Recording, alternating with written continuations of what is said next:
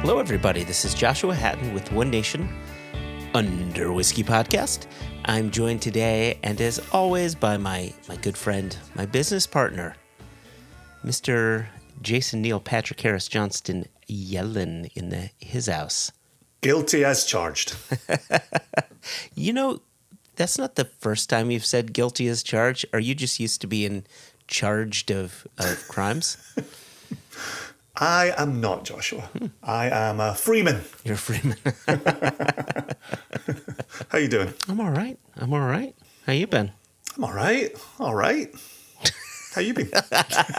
Don't start that again. Gosh, that Jungle Book scene is just one of my favorites. So good.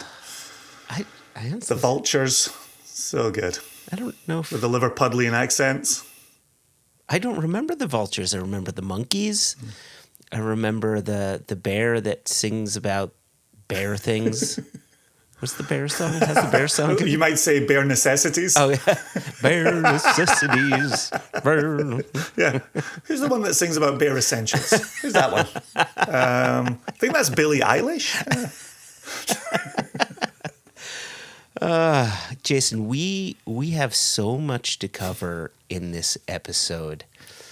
You know, first and foremost, you were down in Texas, and you know, obviously, we're speaking with two lovely people from the Balcones Distillery today. True. Unfortunately, I could not be with you, but I was thankful you were down there to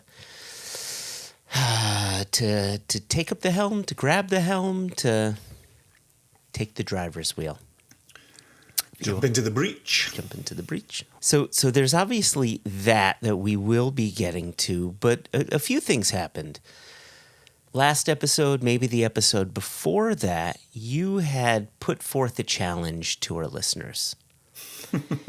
And you said, listen, while we love hearing from regular listeners, wouldn't it be nice if someone who had been listening to us but had never written in, wrote in, and then we can highlight their emails. And so we've got a few of them, but I've selected two of them for today's episode. And I wonder if you might lead the charge. Seeing as you put forth the challenge, why not lead the charge in reading the first email?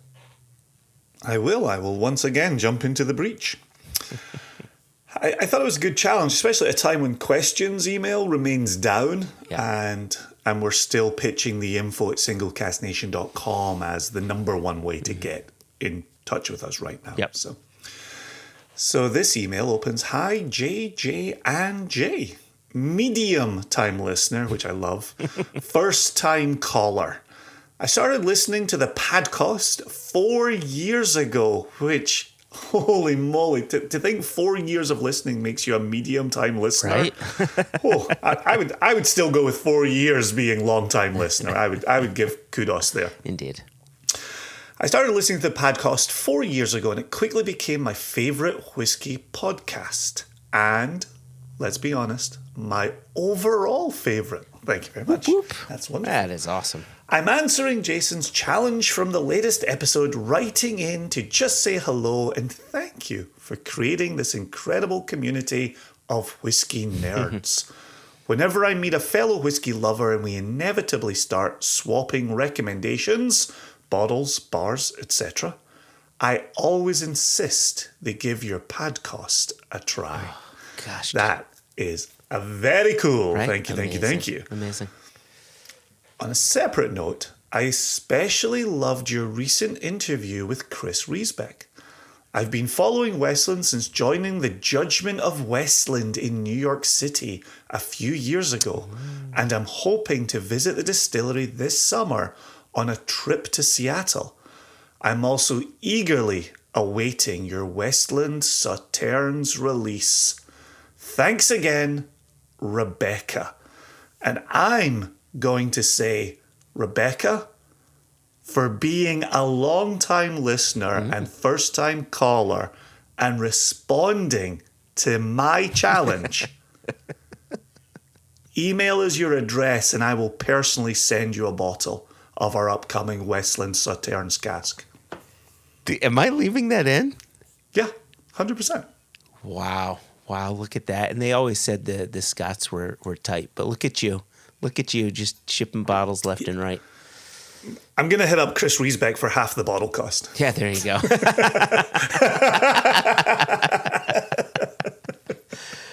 Wow. Well, the other email that I wanted to highlight in today's intro here is from a gentleman by the name of Garrett Jansen.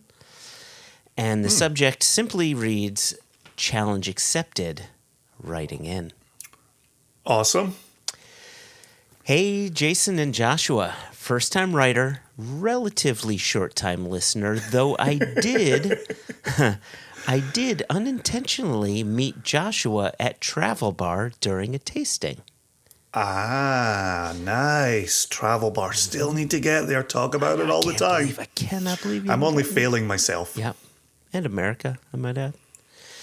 And America. It says, I recognized his voice, which totally distracted me from the tasting, but I'd hardly call that a crime. Were you hosting the tasting? No, so this was no, our good friend Raj Sabarwal was there. Nice one.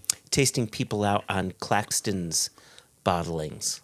And so whoa, when was this? This was in February, I want to say. Yeah. Okay. Yep. Cool. Yep. Because then when did I see him? I saw him in April, and he was pouring Claxtons. Yeah, there you go. Yep. Yeah. Nice to have a little Claxtons connection. Yeah, indeed. He continues, he says, speaking of crime, this is a great way to kill time while sitting and waiting during jury duty summons.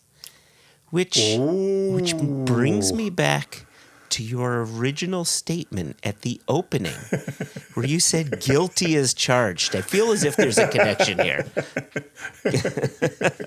Yeah. Did he recognize my voice when I was on the stand? Jason shall go free this day. He continues, I've been really enjoying the podcast. So a few questions to select from. Some you may have already answered in the past. 1. How do you decide to segment the retail releases from the online US-based releases? I've been really keen to try the Linkwood you just released, but it doesn't seem to have made it into my area just yet. Okay. Which I assume his area is New York City if he was at a tasting at Travel Bar. Yeah, I assume he is too. So why don't I answer that second part, and you can answer the first one there. The Linkwood, the Dalyuan, the Diamond, and the Kalila. I mean, here we are. It's June 12. My guess is bottles should start hitting shelves now if they haven't already, and that would be in New York and New Jersey. So, what I would do, Garrett, is maybe double check with Mike at Travel Bar. Travel Bar always supports Single Cask Nation. Our distributor will surely make an offer to them, so he may have a bit more of an inside scoop for you on that. He might. Before I get on to that, answering the original question he had there, as you're talking New York and New Jersey, I know the same distributor services Connecticut. Correct. And I'm sure you hear it plenty because I hear it plenty. Number of Connecticut Nation members asking why we're not as prevalent in that state in retail as they would like to see. I'm curious. Yep. What's the reason for that, Joshua? Yeah, you'd think, especially with my home state being Connecticut, that I know why they're not in my home state. I would love to have every single one of our bottlings in Connecticut. The problem is Connecticut law dictates every new label being registered within the state costs $200 for registration. Holy moly. And running a company whose business it is to come up with a new label for each and every new cask we bottle, it becomes, cost prohibitive to do it, especially when, maybe only 4 cases are being allocated to New York, New Jersey, and Connecticut to split amongst the 4 states, right? So typically what we like to do if we're doing a release and that release has, say, 6 bottlings in it, if we can, we try to target at least 2 of those to come into Connecticut, whichever 2 we have the majority of. And our good friends Makes at sense. Impex, as well as our friends at Skurnik, sort of help to sort of share those costs to bring the product in. Because, obviously they want the brand to grow in Connecticut too. It just ain't easy. Yeah, is there an assumption there that somebody in Connecticut, how many borders do you share in the state of Connecticut? 3. We've got Rhode Is it Island, 3? Massachusetts, and New York. Okay, so the idea is that a Connecticutian would hop a border? Oh, yeah. Easily. Yep. Yeah. Okay, yeah, question we get. I am one of those Connecticutians. Well, you have to be, right? What's your alternative? Grab what comes into the state and then look elsewhere for what doesn't. Certainly, as the advice that goes to our nation members in Virginia is take a look in the DC area. We are well served there. If you make it as high as Maryland, we're well served there. Delaware, right? Go looking. So, okay, cool. Cheers. I thought it was worth covering there since we were fielding an adjacent question. The question of what goes to retail, what goes online. We've been answering that since 2017 when we first made the retail edition. And one of the ways we talk about it is e-commerce gives us room for special projects division. A release that maybe needs a longer backstory. You've heard us talk about the SCN Marvel-esque cinematic universe where we're reusing casks or, maybe doing a whiskey from a rye mash bill. What does that mean? And how do you tell that story? And how do you present that to a consumer? So places where we maybe need to tell a longer story can make it into the e-commerce side of things. And then there are some very special bottlings that have gone out into the real retail world. And I think currently the Linkwood and the Dalyuen fit that remit. I was, in a meeting with Steve Hawley the other day, and I just held up an example of our bottle, and as part of a conversation, and he said, and it was with the screen printing turned reverse, so he was only seeing the back of the bottle. He said, "Is that the Dalyuen? Look at the color on that, right? It's like Coke." Coca-Cola, I should emphasize, and not so mountains dark, of light. the white stuff. Exactly, very, very dark. And so that's a real special bottling that we believe can stand on its own 2 feet, can have a pretty concise story. The label can convey to a consumer what is happening in that bottle. And because we're prone to do this, I will say, keep your eye on US and global retail for a new fanciful name coming this year that is putting some very special casks out into the retail realm. And I will say no more at that juncture. Yeah. I rest my case, Your Honor. He's got 4 questions here. Oh gosh. Yeah, but I don't think we're going to be doing all 4 because we do have an interview we need to get to.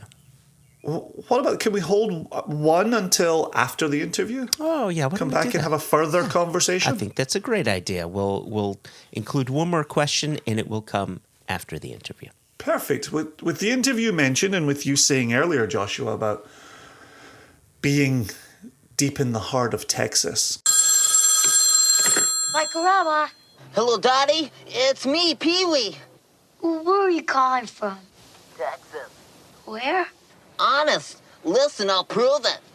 The stars at night are big and bright. Deep in the heart of Texas.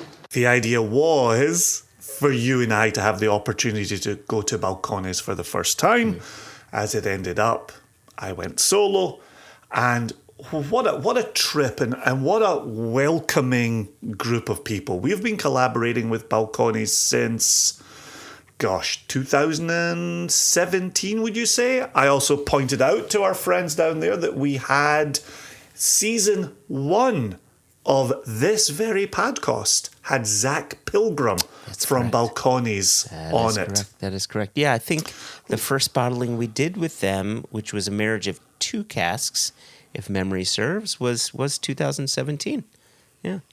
Yeah, I remember those conversations starting early, and then obviously you move into the process and the back and forth and the bottling and blah blah blah. So yeah, we've been talking with them. Another name that got mentioned in our conversation was Alex, who we've known for a good while, welcomed me to the distillery. Nice. And we spent some time walking the grounds and seeing what was what, and very interesting. One of the things I learned that I did not know is their mash tun uses 2 waters. Not your 3, not your occasional Scottish 4, but 2.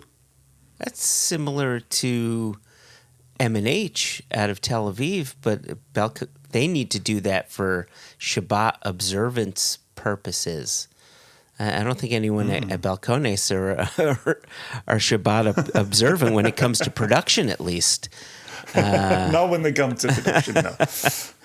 Interesting. Okay. So yeah, I thought there was a lot of interesting bits along the way, and we'll cover some of it in today's interview. So once Alex was done showing me around, I was handed off to Gabe and Emma, and we got to hang out in the blending room. There was a bit of conversation. Is it a blending lab? It is a blending room. You will hear in this interview later on that it is a blending room. So I'm giving that to our listeners right now. But we covered broad strokes, and I left Gabe and Emma to get specific where they felt it was appropriate to get specific. So in the grand scheme of things, we talked about the history of Balcones. We talked about their use of Golden Promise. We talked about malted barley writ large, and even the difference between imported barley and Texas grown barley. And I learned things there that I hadn't known previously. Then we get into the world of blending and into the world of maturation. So very nice broad strokes, and I allowed them to use their expertise to identify the moments where more detail was warranted. But I think it's a fascinating interview, and I think the listeners, and I think you, Joshua, will most certainly get something out of it.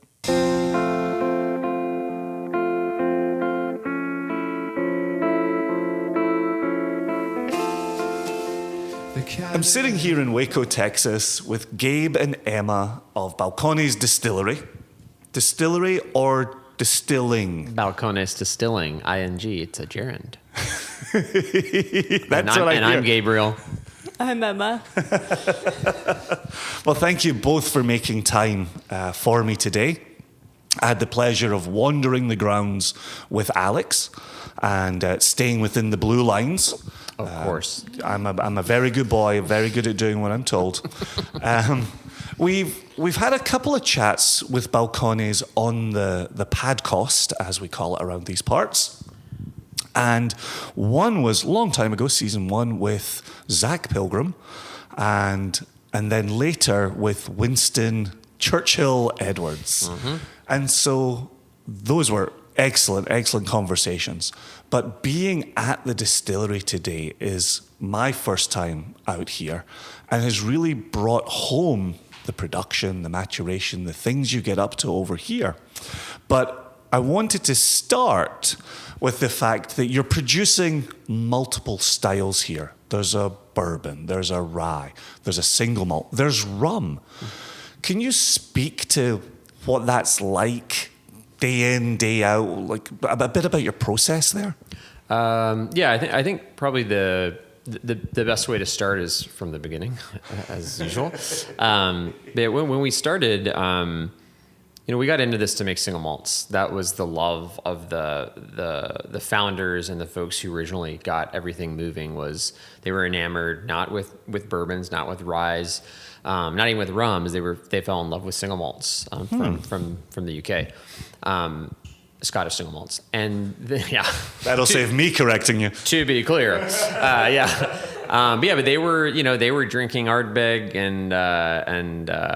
and Talisker and a handful of malts over there that really were wowing them, and they'd been in beer for a long time in the craft brewing scene. And they got bit by the single malt bug. And so when we started, that was the original intention. But just as you would have it, because they were just slapping their savings together and doing a lot of stuff DIY and by hand, the mash tun that they bought was broken and it wasn't fully functional. So they wanted to start with single malt, but they couldn't. So they got their still first. Oh, interesting. Yeah, they got a still initially, and that's all they had. And so the first whiskey that we made, we cooked and fermented and did wash distillations and spirit distillations all in the first original vessel, a still from Portugal, a Hoga still from Portugal.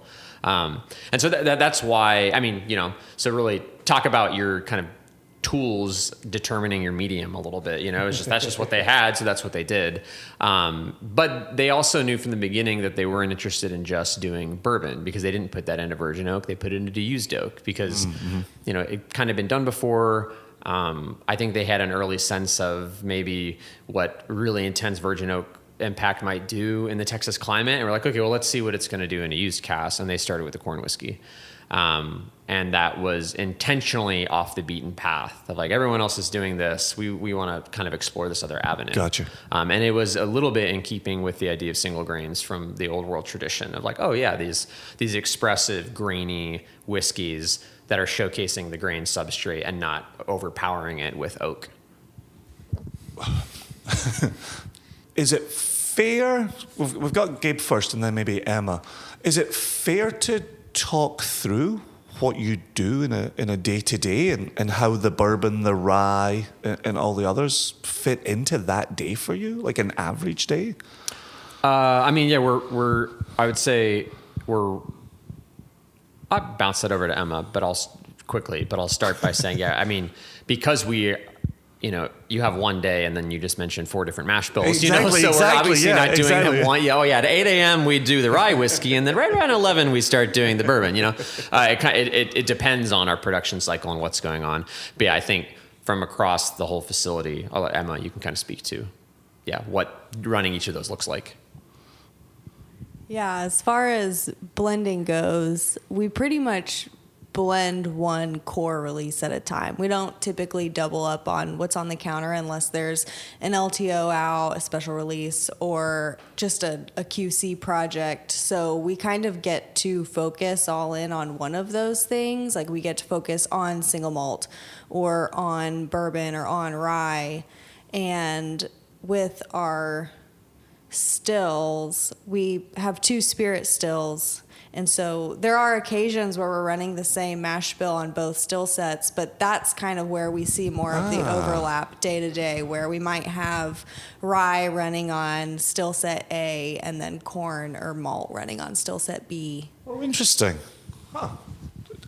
And then you're just charting that fermentation through distillation and just the pipes connected to one go forth. Like, just to my small brain, it sounds like you're not deep in the weeds, but there's an area of focus there that you got to be on top of that.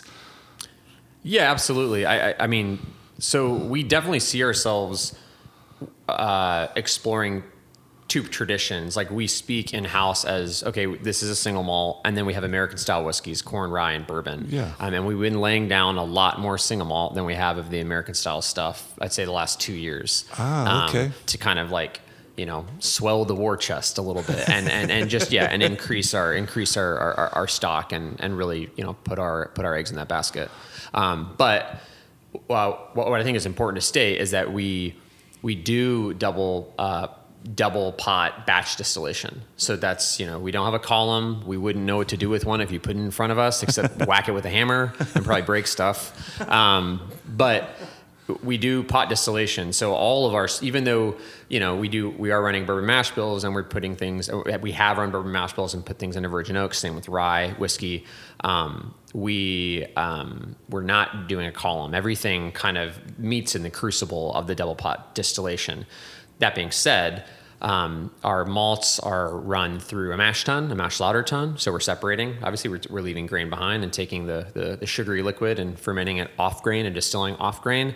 Whereas with our bourbon and rye and corn, we're using a cereal cooker. So we're using hammer mill, not a roller mill, and we're processing the grain, and then we're fermenting on grain and distilling on grain. So our wash stills are set up very uniquely with what's called an external reboiler, or maybe an external calendula in the cognac region, where it's a separate shell and tube vessel that the spirit is pumped into, and it's heated there so that if you scorch any of the organic matter, the on-grain substrate, you do it in the reboiler, not in the body of the still. Oh, interesting. Right? So we okay. can do both. So we're doing both on-grain and off-grain, but everything is pot distilled. But we do have a cereal cooker for American styles and a mash lauter tun for the single malts.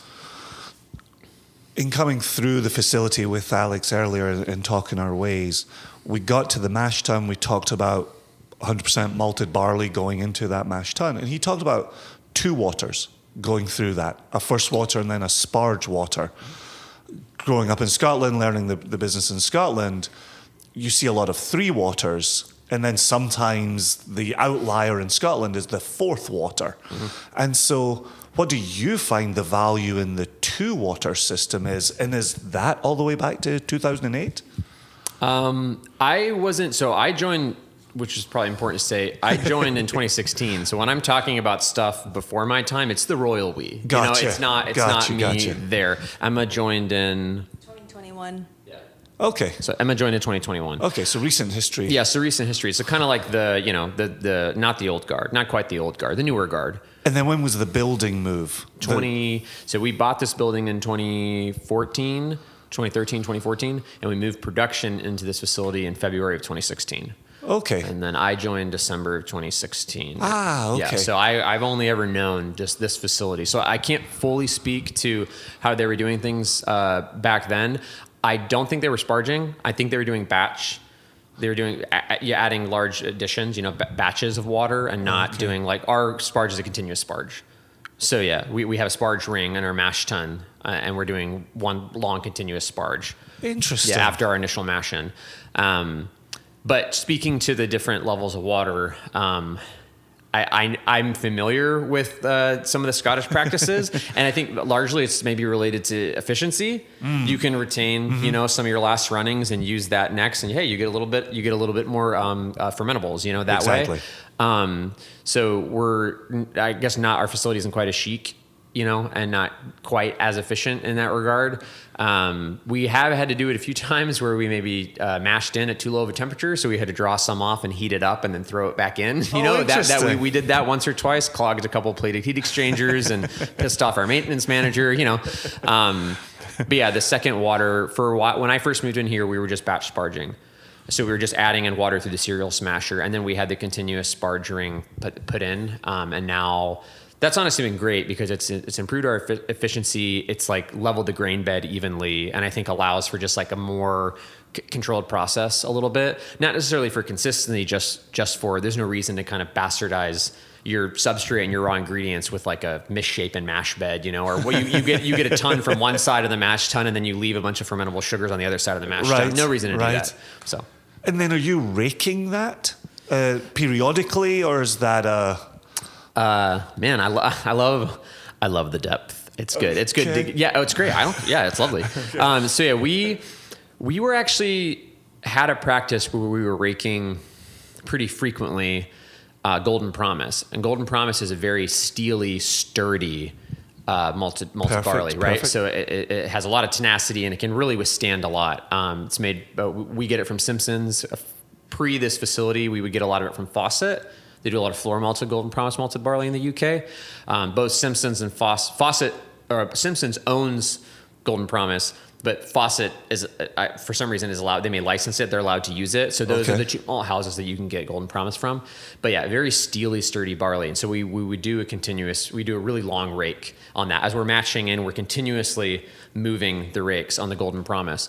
The Texas malted barley we found is a lot more friable. So it's a lot more floury, a lot more friable. It's a little more highly modified, a little more mealy of a barley, right?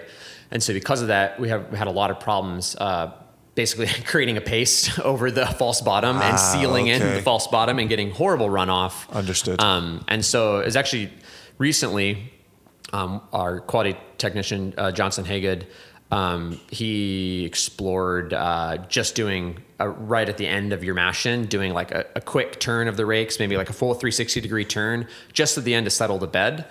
And that has actually worked wonders for running Texas malted barley.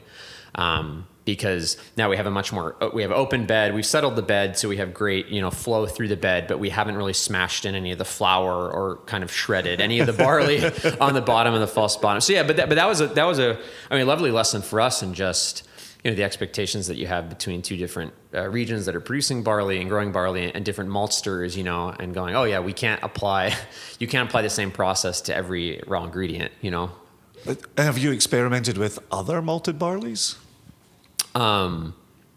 What exactly do you mean? So other strains, other varieties. So we've got the Golden Promise, we've got the Texas barley. Mm-hmm. Are there any others that you've played around with? The reason I'm asking, what I'm kind of chasing here, is this idea of a robust Golden Promise grain and then a more delicate Texas grain. Yeah, absolutely. I haven't had experience with other grains, and so I'm curious if you had that opportunity.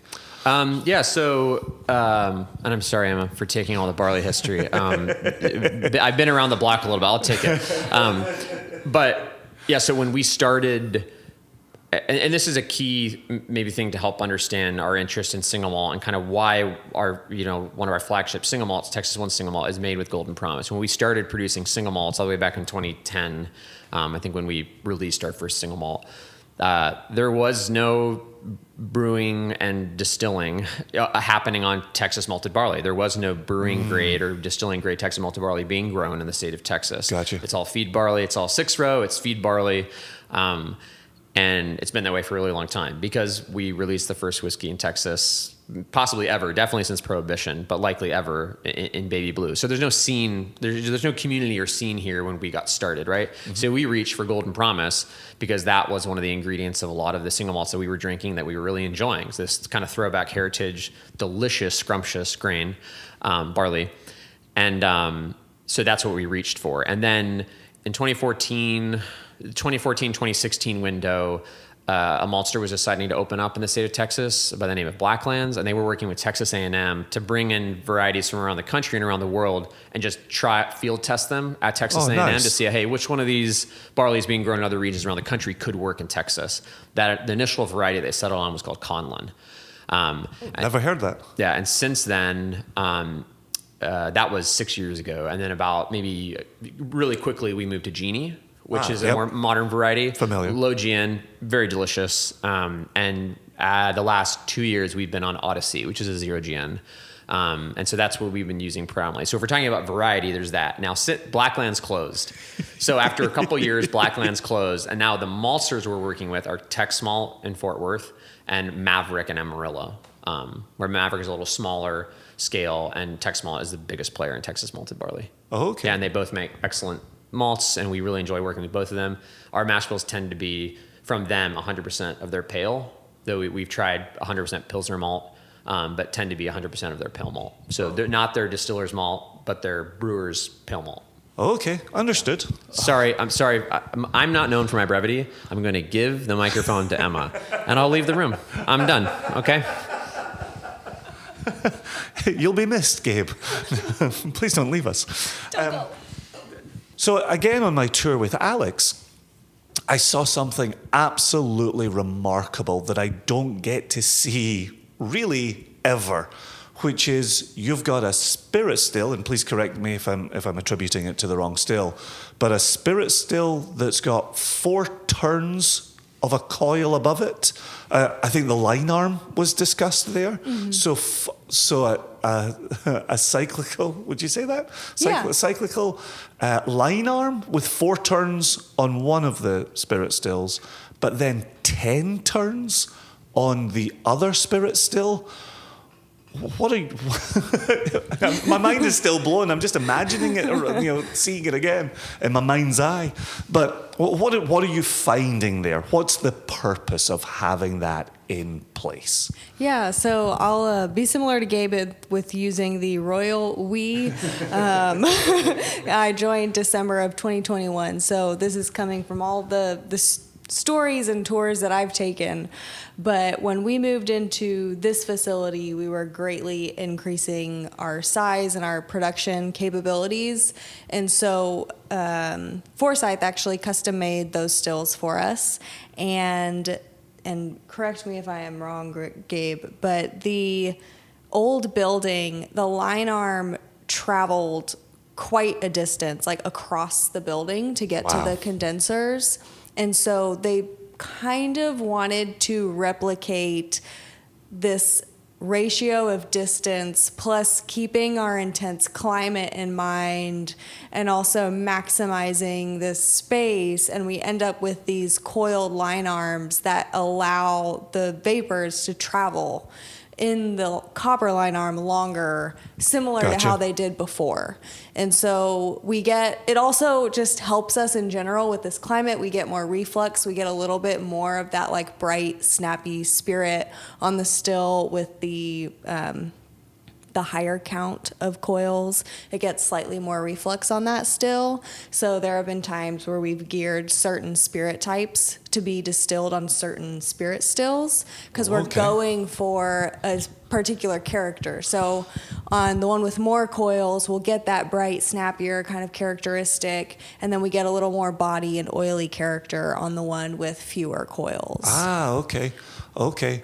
Would that ever divide by grain type that was being distilled? Yeah, it definitely did. So, and we have preferences, and there are times where we distill the same thing on both of them, but we tend to prefer when we were doing bourbon, we preferred making it on the still with more coils, same with rye. Okay. And then the corn and the malt were typically geared more towards spirit still B with less coils. But as we keep increasing our single malt production, where there are many moments when we distill both stills with malt, and I'm personally finding that there's a really nice balance to that. You get more to play with and work with, and I'm starting to fall in love more and more with our GP on A. I think comes across really nicely and fruity. And so it's just a different kind of character that we're able to get.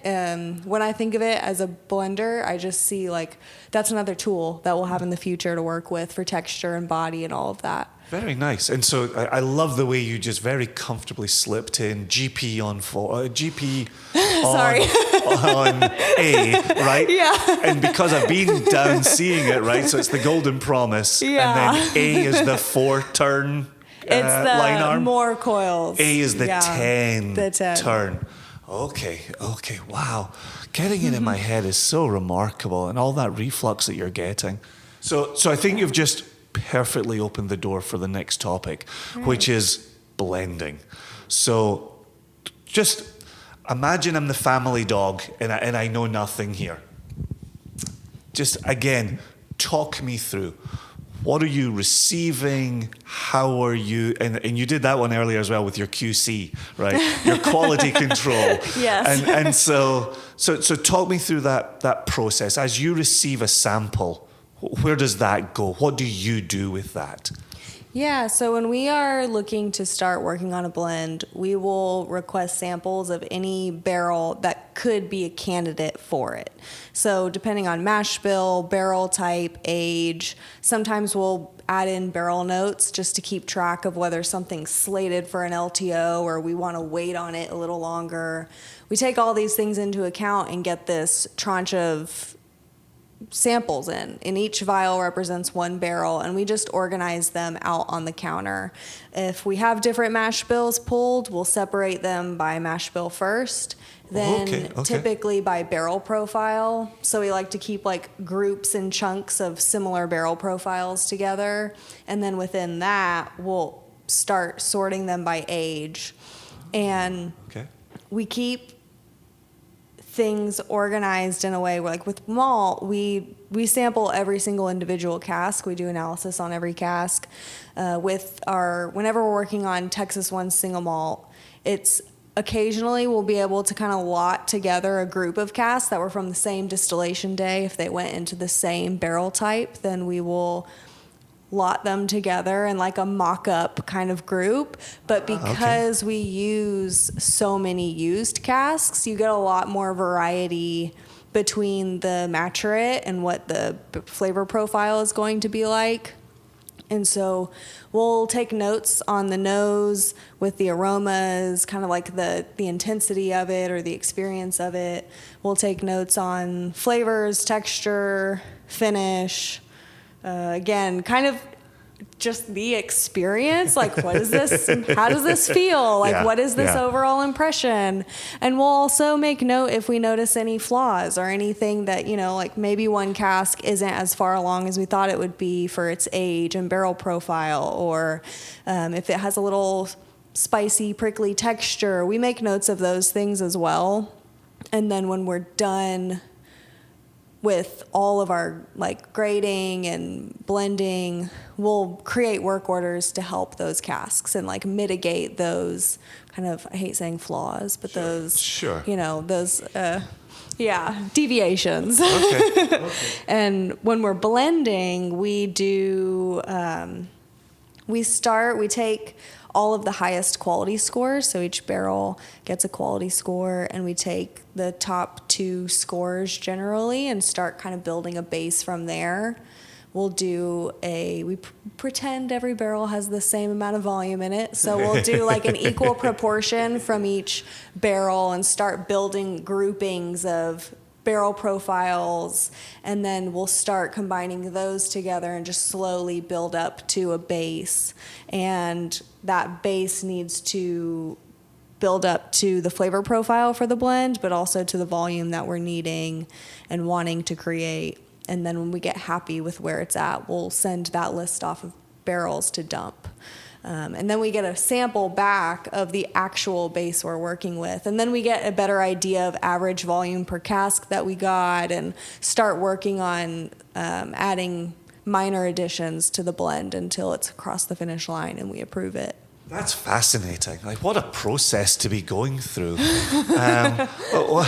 What kind of time frame are we talking from the first moment a sample comes across your desk to that blend being complete and heading out to market? I feel like it could take 4 to 6 weeks. Okay. That seems like it might be a reasonably quicker turnaround than I was imagining in my head. And then are there any differences procedurally or just, not really in terms of your expectations, but in working with them?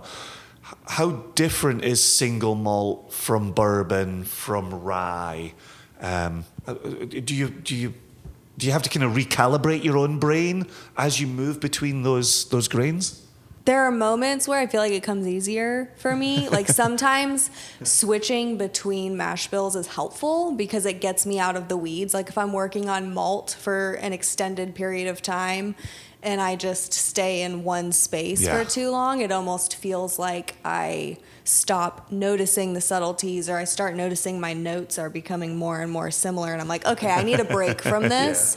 And a lot of the time my break will look like, you know, drinking some water, checking a few emails, you know, just taking a break from doing sensory, literally.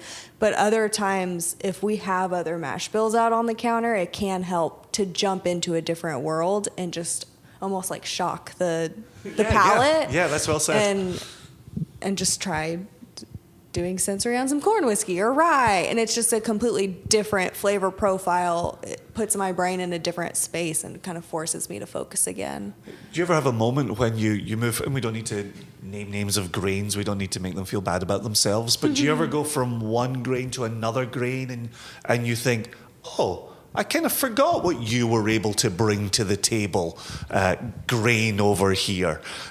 Did you ever get a moment like that? I'm always giving corn a harder time than malted barley, you know.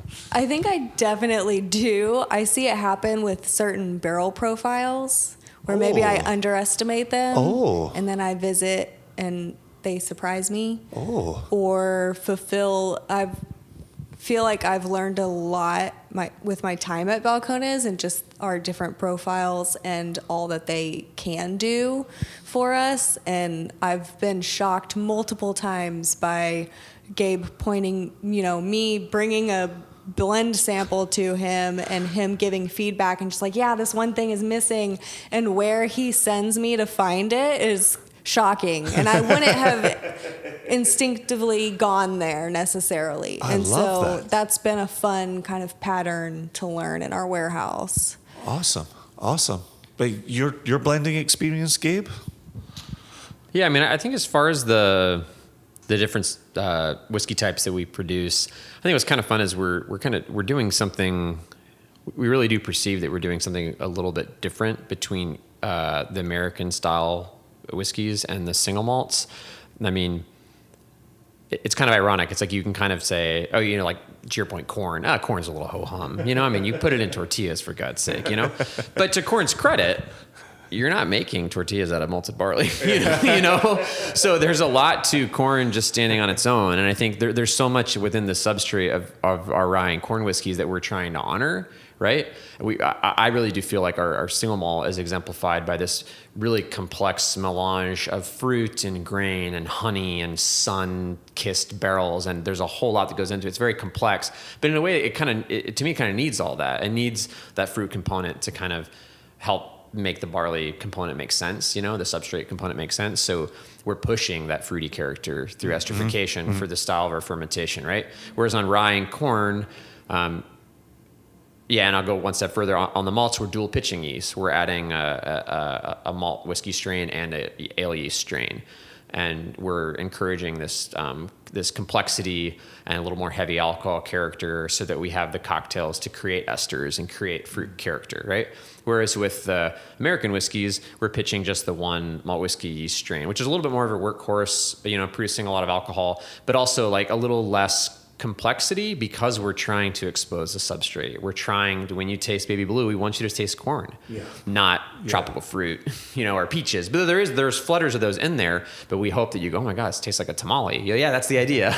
Like we worked really hard, and Texas farmers worked really hard growing this beautiful, blue corn in Texas. Then we roasted it to give it a little additional oomph, a little additional butteriness, right? And that's what we want you to taste, not something else, not pineapple from an ester, and same with the rye too. We love our rye. It's not a spicy rye. It's not a classic rye. It's not a dill forward rye. It's very fruity and citrusy and bergamonty and coriander, like freshly ground coriander. It's beautiful. And we're not trying to smother that in esters. So it's a little bit of a stylistic choice, I think. I think it ends up making the corn and rye a little easier to blend because there's not quite as much going on. It's a little more singular.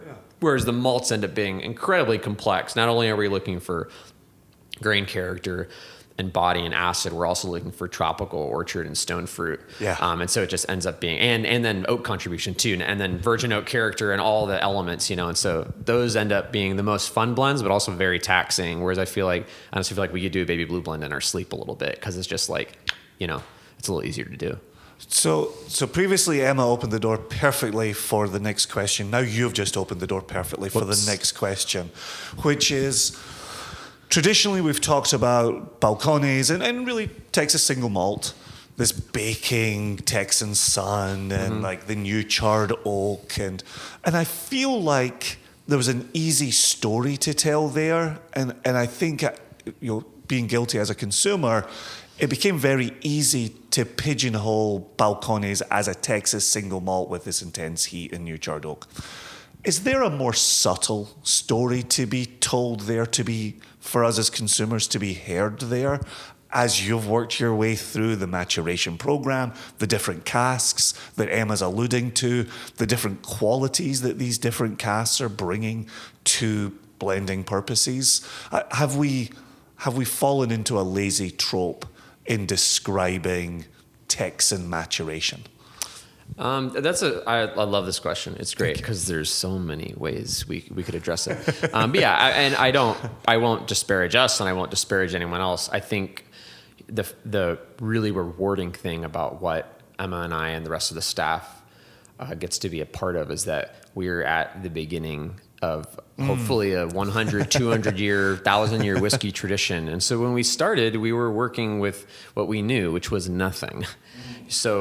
And everyone was poor, and everyone had small production capacity. So yeah, putting something into a 30-gallon barrel or whatever you could afford, and then realizing, oh wow, like that barrel rapidly evaporates in this climate, and actually it's like a wine reduction on the stove. It actually makes something really interesting that you can't do in Minnesota or Ohio or Oregon or whatever. Yeah. And so yeah, it is a unique character, absolutely.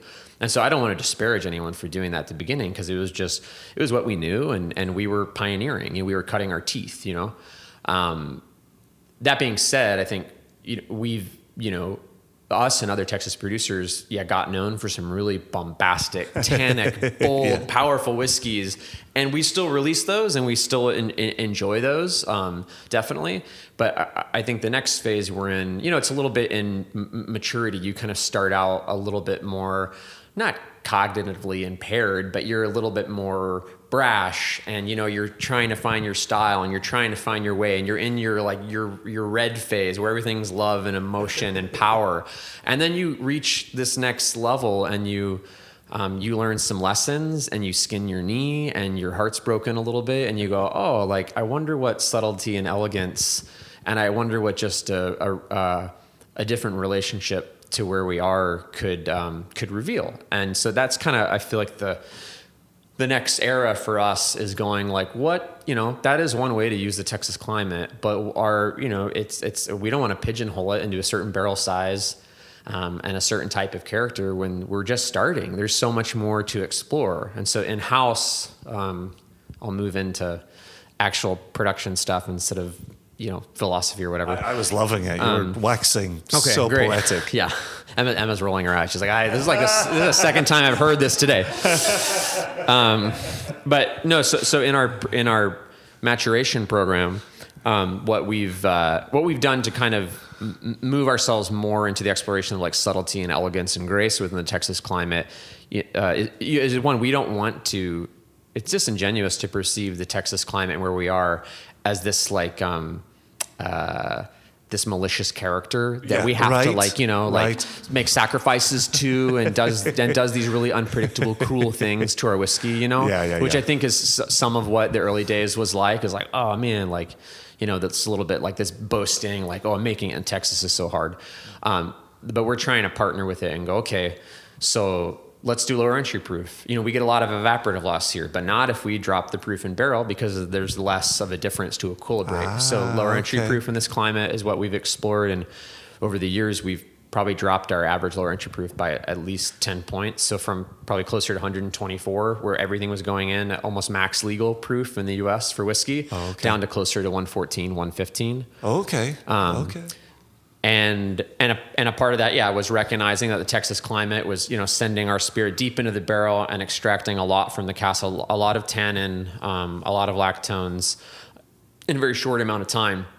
So by reducing the proof, you encourage it to pick up hemicellulose. You kind of soften some of the spice character that you're grabbing. You get a little more body and sugar, right? And you also just slow the time. It's like you'll still get to those high proofs and you'll still get spice, but you won't do it at year 2. You'll do it at year 4, 5, and 6, right? And then the other big thing that we've been working on the past 3.5 years now is larger format casks. So working with 500-liter casks and up larger format casks, both new virgin American oak 500-liter casks, and also domestic wine puncheons, as well as a handful of foreign some French 700-liter casks, and some sherry puncheons, a handful of sherry puncheons too, and just kind of seeing, okay, in these larger casks, we knew that in a 5-gallon barrel we're losing 25% a year, right? And then in a standard size barrel we lose 10 to 8% a year, right? And now, so if you go from 20 liters to 200, and you can reduce your evaporative loss by half, what happens if you go from 200 to 500? And what we found is a massive reduction in evaporative loss, from about 8% per year to closer to 4.5% per year. Oh, in wow. larger casks. So yeah, this is, again, it's all just doing the work of going, Yeah. like, okay, the end of the story of the Texas climate isn't that if you put it in a tiny barrel, you'll make a powerful whiskey in 6 months. It's like, okay, well, where can we encourage ourselves to like be more nuanced and listen to what Texas wants to do, and just change our tools, and go, okay, we're gonna listen to you, and we're gonna say, oh, you want a bigger barrel, and you'll and not even like you need a bigger barrel, but if we do that, you'll show us elegance and grace on a 10 to 12 year timeline instead of on a 2 to 4 year timeline. Yeah. I'm done.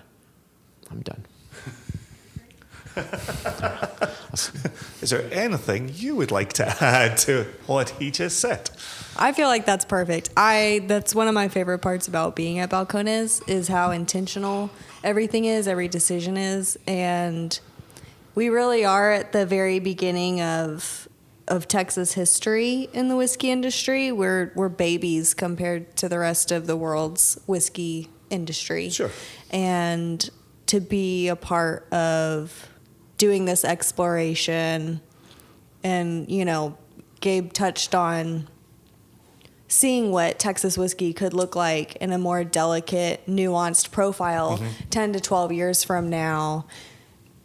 I think people kind of throw out age statements as a very important feature on a label, and it's really not for the sake of letting a whiskey get older to be able to say it's older, but there's so much we don't know what's happening. We don't know what's possible if whiskey sits in a barrel in Texas for 12, 15 years, because it hasn't really, I haven't tasted it. I haven't seen that yet. And so to explore what our new make is capable of transitioning into when it has the chance to rest for that long, and what that would look like. I just think it's a very exciting place to be, and I hope that it's hard, and a lot of people are putting a lot of effort and hard work into it, and I hope that we keep doing it for hundreds of years.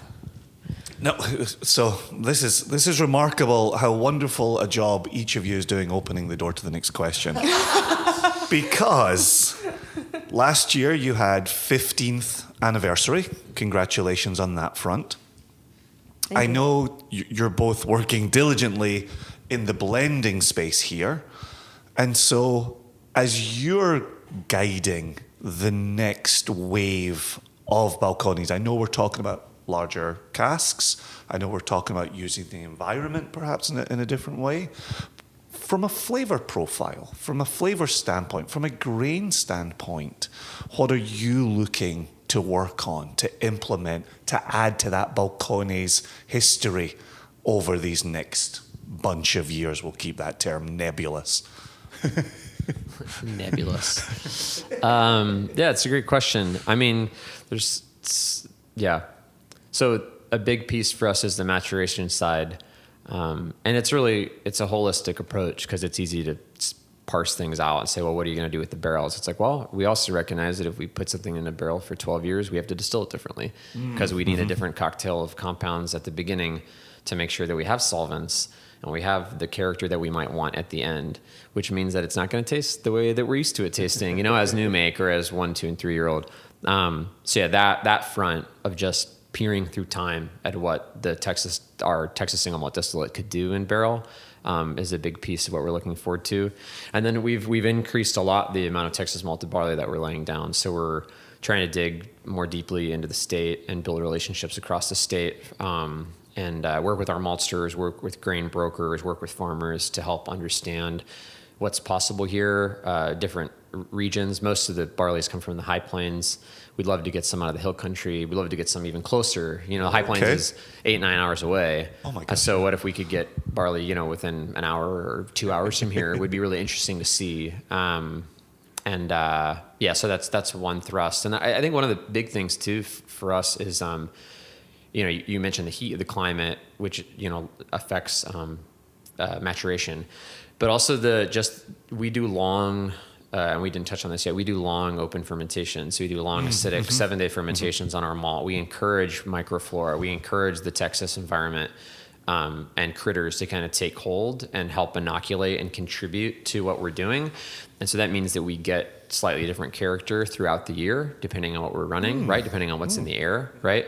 And so in the winter, maybe when the air is a little deader and there's not as much activity in the air, we'll produce a different malt than in the summer, where there's a lot of dust blowing around and there's a lot of warmth and there's a lot of LABs and other bacteria and critters in the air.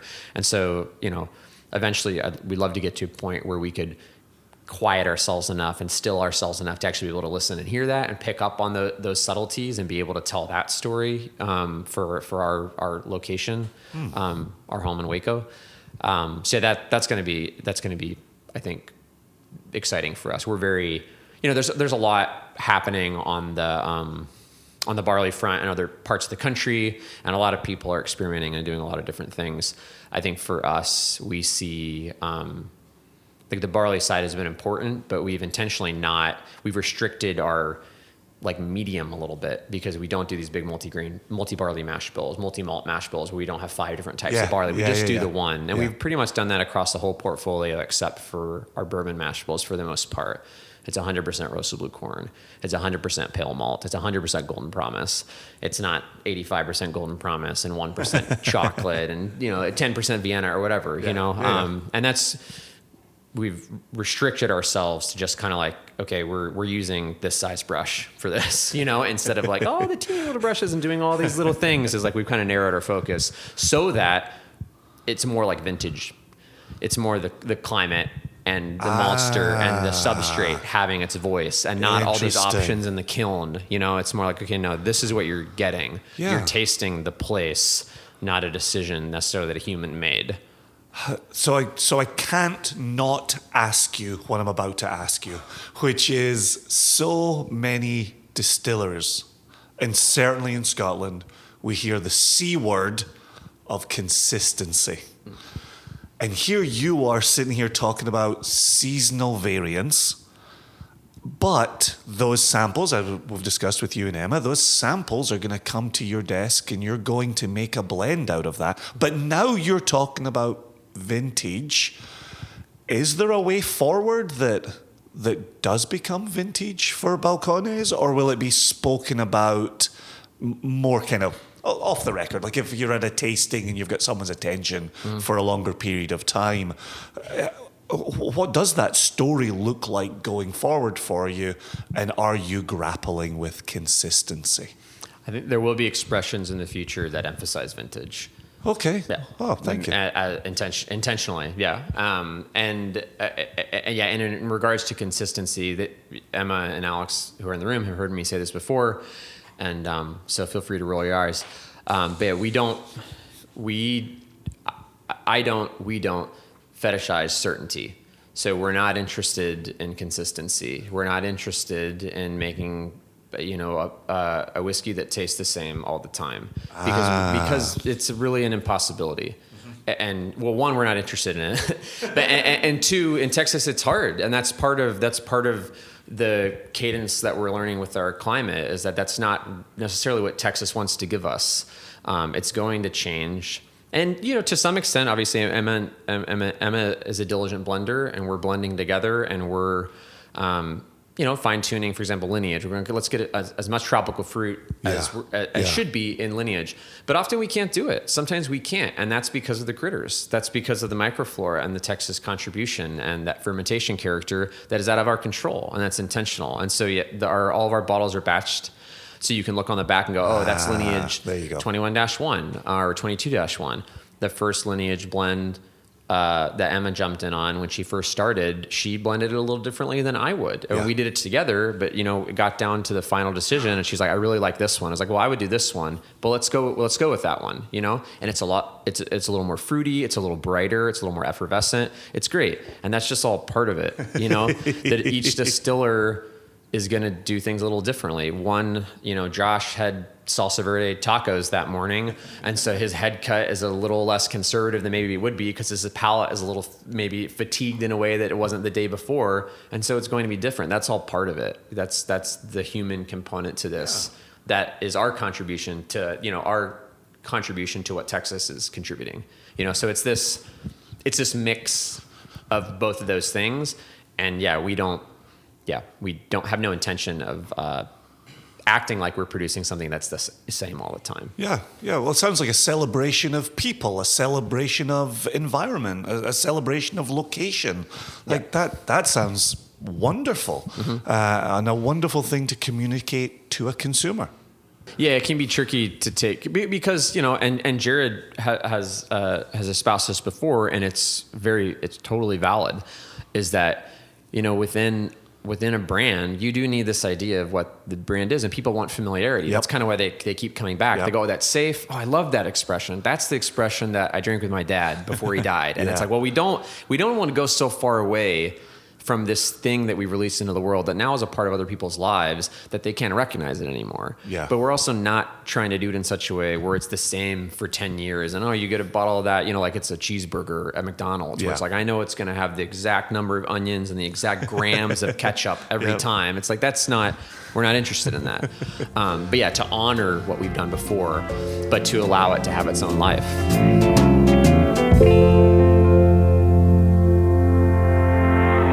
Sincere thanks to Gabe and Emma for their time there. I think maybe in the background you heard a little bit of Alex there when he came and joined us in the blending room.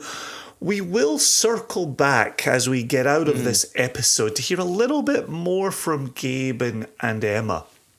But more on that in just a second.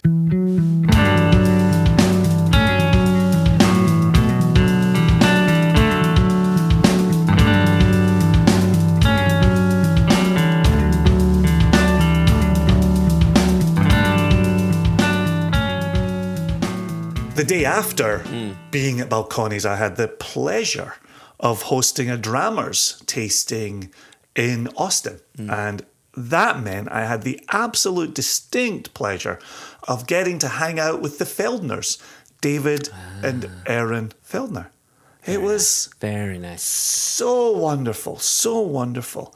I also have to say, I'm going to come back to the Feldners in just a second, but I also have to say, there were some avid Single Cask Nation fans in the room that night.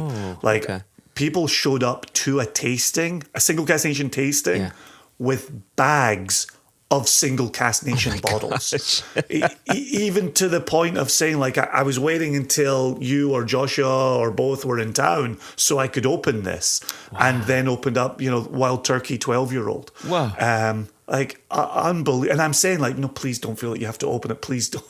And then, no, this is why. And then, cigar boxes were brought out. I signed, a cigar box. Wow. Just wild, wild, wild. But the reason I bring this up is that the Feldners brought along Balcones for us. Mm-hmm. And so we have Balcones rye, aged in New European oak for 61 months. The reason I mention this, bottled at 68.7% alcohol. I'm going to gird my loins with that one, man. And then they also brought along Texas Single Malt whiskey, aged in a new American oak barrel and finished in a used American oak cask that previously held Balcones peat for a total of 67 months. And then that comes in at 60.3%. So we've got those two bottles to enjoy the next time we see each other. There we go. I'm looking forward to that. Sincere thanks to the Feldners for such kind gifts. They also brought along some samples for us to share. There was a sample in there for Jess as well. Just such absolute sweetheart people. Mm-hmm. Avid listeners of the podcast, avid supporters of the brand, even to the point David Feldner, when in specs, will recommend Single Cask Nation bottlings to people. Wow. Just as a consumer roaming the store shelves. We are lucky, Jason. We are really lucky to have people like the Feldners supporting us. That's right. Great. Yep. Right. So from Rebecca's early email and Garrett and the Feldners and being welcome to Balcones, just wonderful. Yeah. Wonderful, wonderful. Thank you sincerely, everybody. It really means the world to us, and we do not take it lightly. At all. Yep. Yeah, cheers. Cheers to that. There really isn't any huge news to be sharing at this time. I mean, that being said, there are still a few bottles remaining from our celebration of American spirits, which launched on June 6th. So if you've held off, or because you wanted to allow others to grab a bottle or whatever, please don't wait. They're still there. And on top of that, we still have some Scotch whiskey up on the site, and we still have some rum Absolutely. up on the site. So it's Perfect all there for you. summer. Yep. And our $300 free shipping rate still stands. So if you want to unlock free shipping, make an order that's at least $300, and boom, we'll ship it to your doorstep for free, which is quite nice. Yeah, that's been well received as well. Yeah, it has been. It has been. And people have said some nice things about the bundles as well that we've done. The Ardent American and Ardmore bundle, along with the Foursquare and Thornton Rum bundle that we did. So, who knows? Maybe down the road we'll do some more. Those are always meant to be limited time deals. So if and when you see them, it's a good way to jump on, get a little savings, and get free shipping. It's not such a bad thing. Yeah, I think, yeah. That was a very convincing statement I just made to say we're looking to support the nation here. Just like we're saying thank you, we're also saying thank you. So listen, thank you. Before we move on, I wanted to bring in that other question from Garrett Jansen that we promised the listeners we would pick up. Yeah, I'm curious to hear what else he's asking. Yeah, appreciate him writing in.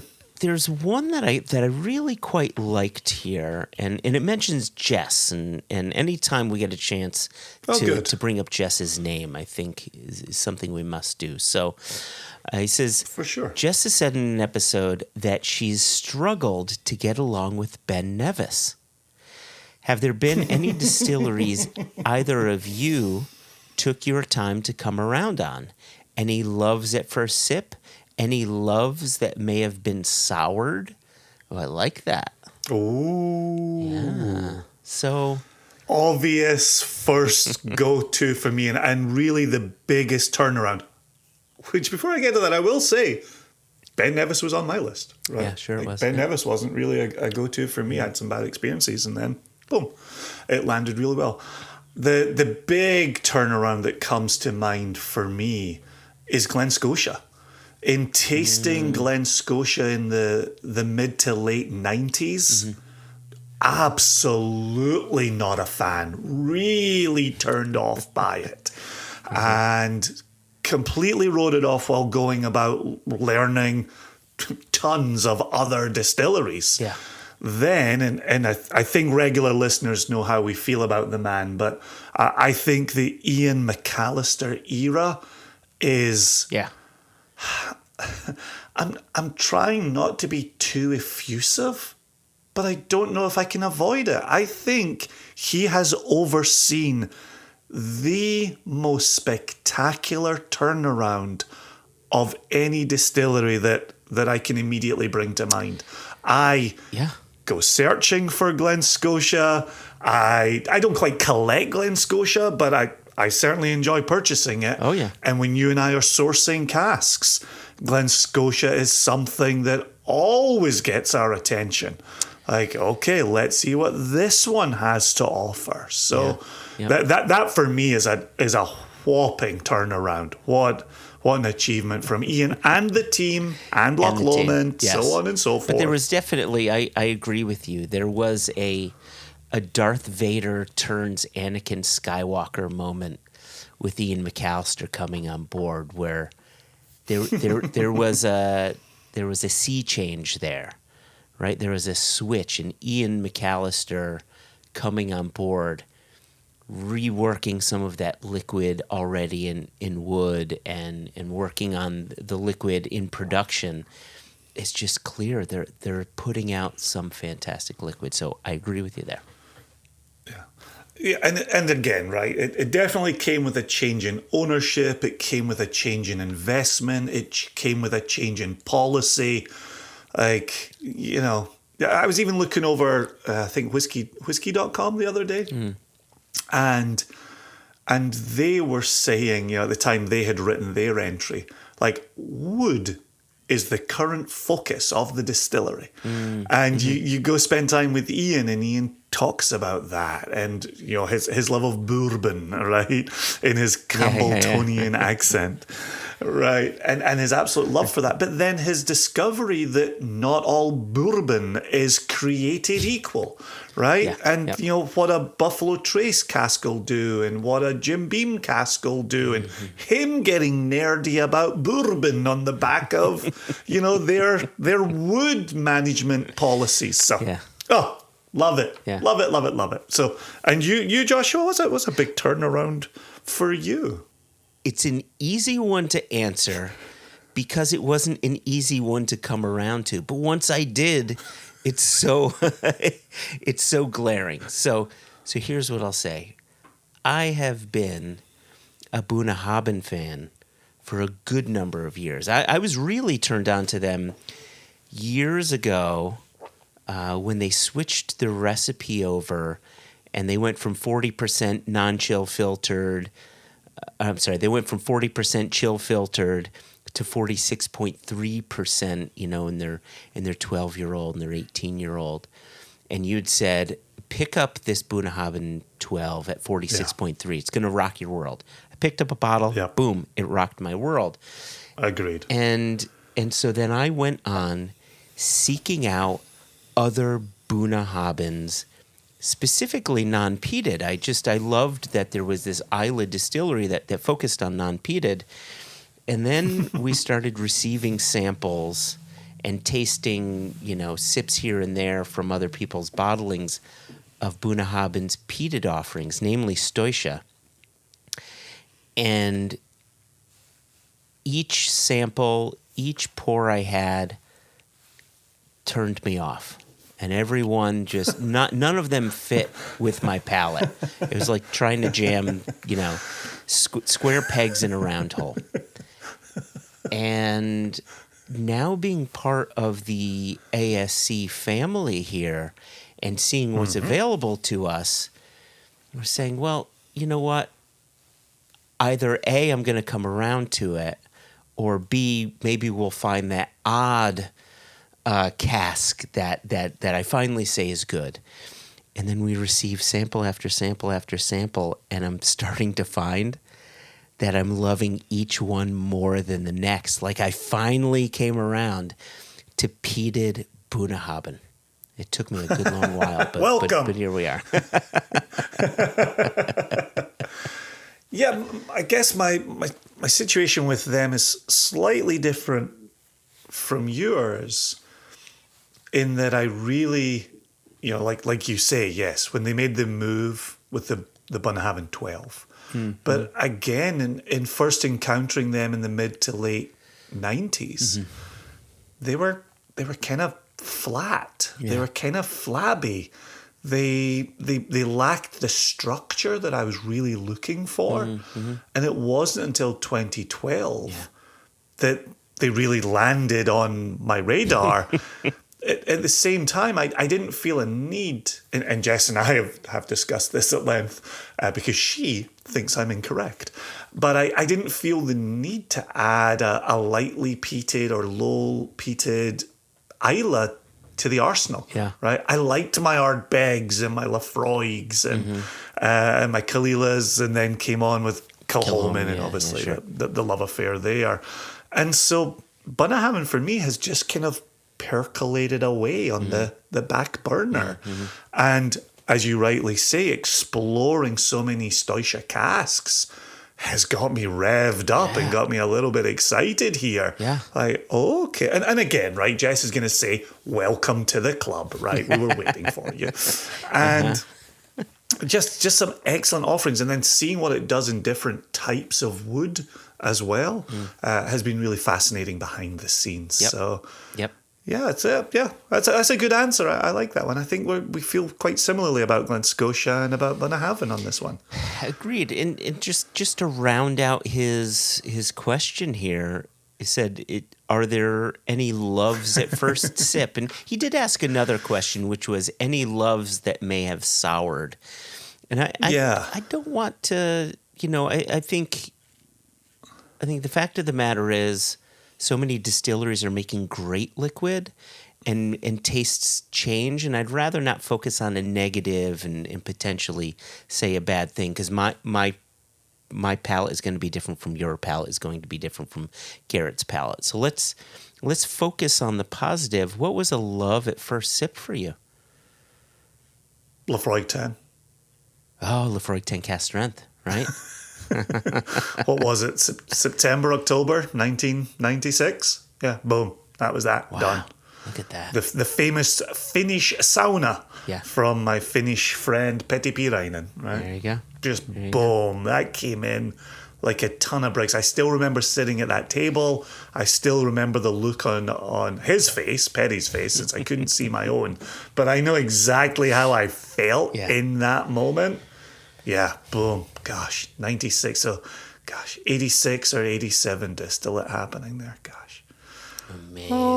Wow. Yeah, for me, it's Lagavulin 16. That's what turned me on. I knew your answer. Yep.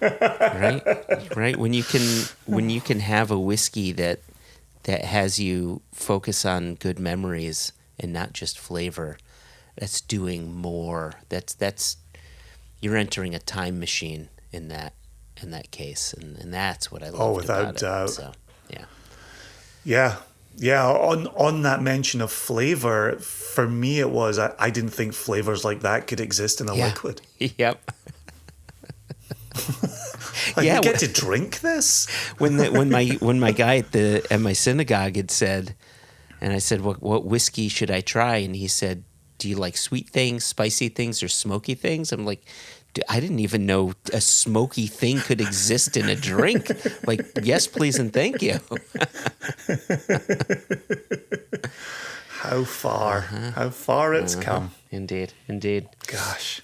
Those initial moments of discovery are so exciting, and getting to be responsible for that with anybody at a Single Cask Nation tasting just means the world.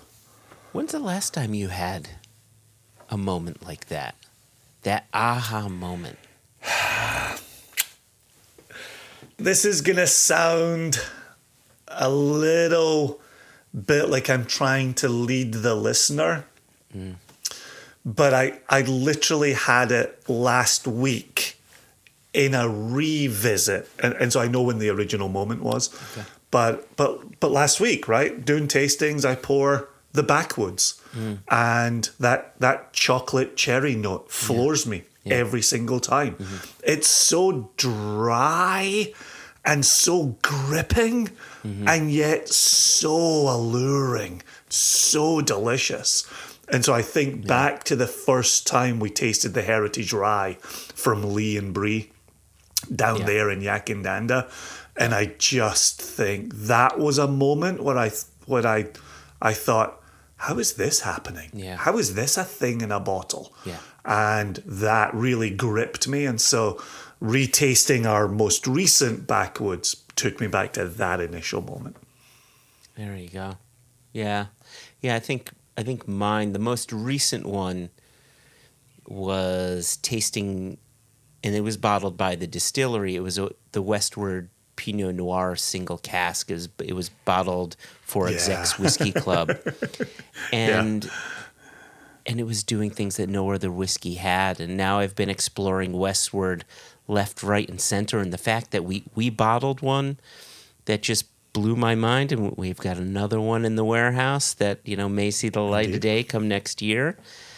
Really excited about that. Yeah, it's just it's those rare moments where a flavor comes out of left field and just stops you in your tracks, right?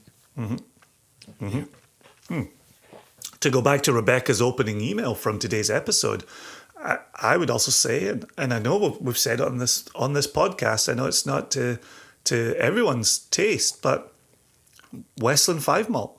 That captures my attention every time I taste it. I'm just like, oh yeah. You know when you get comfy and you start taking a relationship for granted, and then you go, oh yeah, you are really special. That to me is Westland 5 malt.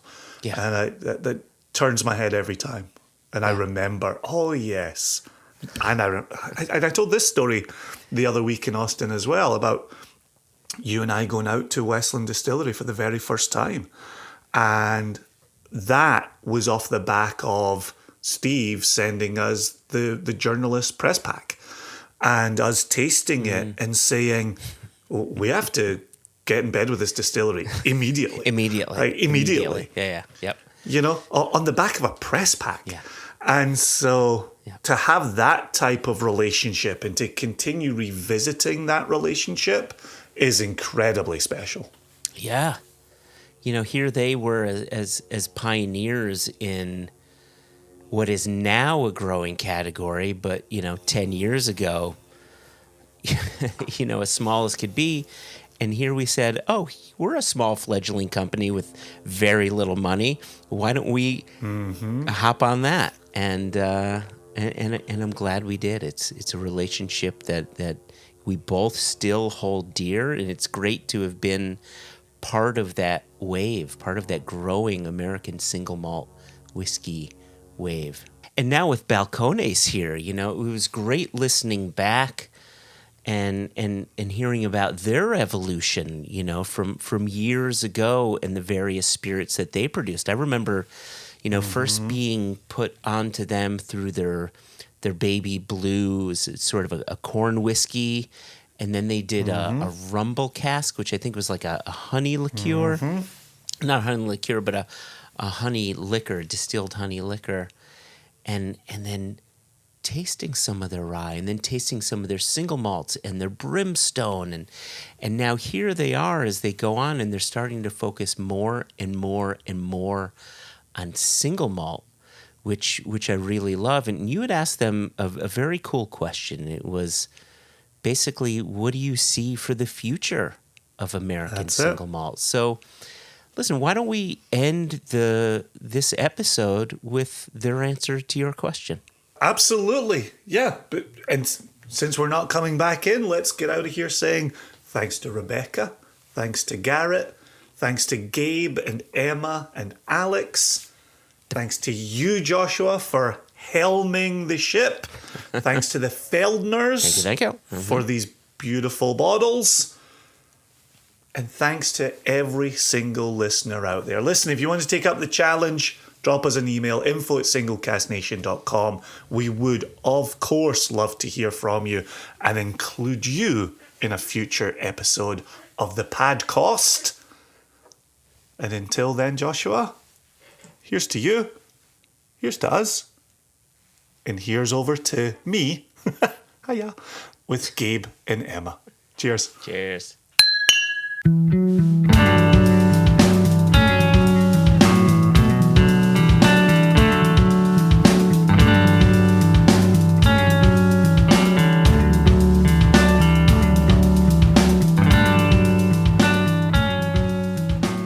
So we're back with Gabe and Emma in the blending room at Balcones here.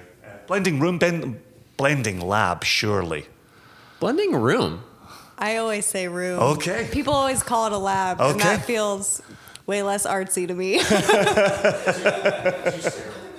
Yeah. We don't want it feeling too sterile. Too. We also wanted to make it clear that there's different rules for labs than for brooms. You know, Of course. So, this is a room. Of course. This is a room. No lab coats.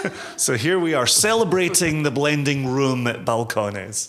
And Balcones was a founding member of the ASMWC, the American Single Malt Whiskey Commission. And I believe Jared was instrumental in the beginning of that conversation as well. I know you're in blending, but I also know you're very passionate about this category.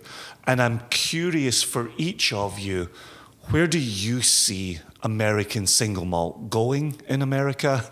What do you think needs to be done for single malt and American single malt going forward? If you had your druthers, what would you maybe love to see? But I'm curious, as people who live and breathe this day in and day out, you're talking about increasing the quantity of single malt that you're distilling here.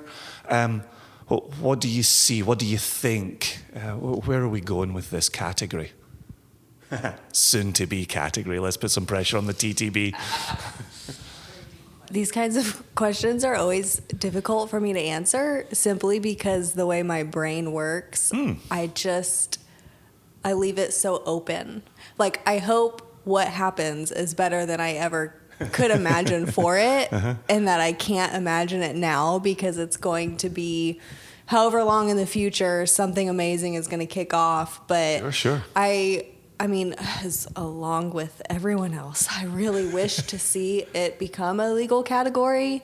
I want American single malt to slip into conversation so easily and slip off the tongue so naturally. To the average whiskey consumer, I hope that American single malt is not something that they have to ask, what is that? Mm-hmm. And as far as from a producer perspective, I see a lot of innovation, experimentation happening. I see craft producers going out of their way to experiment in this category and see what's possible. And I just hope that over time does not diminish. Like that, you know, it is such a new category comparatively. And so I hope that focus is lasting and that, you know, we get hundreds of years of dedication to American single malt instead of